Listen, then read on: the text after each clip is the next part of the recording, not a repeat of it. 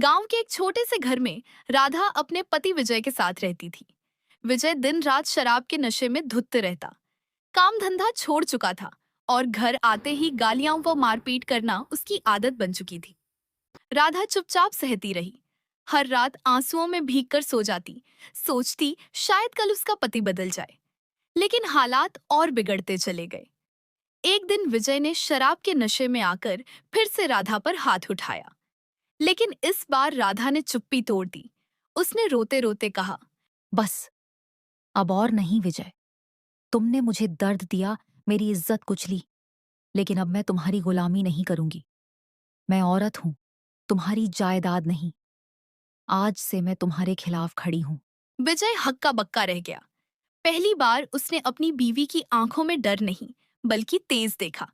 राधा ने हिम्मत करके पंचायत में जाकर सारी बात सबके सामने रख दी। गांव वालों ने विजय को खरी खोटी सुनाई और चेतावनी दी। अब विजय की बदमाशी सबके सामने आ चुकी थी। राधा ने तय किया कि अब वह अपनी जिंदगी अपने दम पर जिएगी। सिलाई कढ़ाई का काम शुरू किया और धीरे धीरे अपने पैरों पर खड़ी हो गई।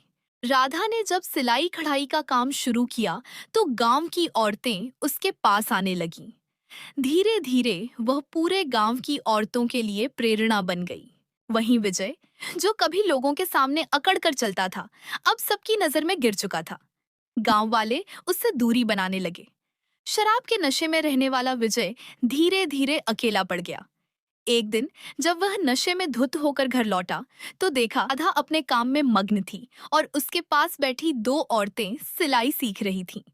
विजय ने आवाज ऊंची करनी चाही, लेकिन इस बार किसी ने उसकी परवाह नहीं की। राधा ने सीधा कहा, अगर मेरे साथ रहना है तो बदलना होगा, वरना ये घर और यह औरत अब तुम्हारे बिना भी जी सकती है। विजय चुपचाप बाहर निकल गया। उस रात उसने पहली बार शराब की बोतल तोड़ दी। धीरे धीरे उसने काम की तलाश शुरू की और शराब छोड़ने की कसम खाई। कुछ महीनों बाद गांव की चौपाल पर पंचायत बैठी।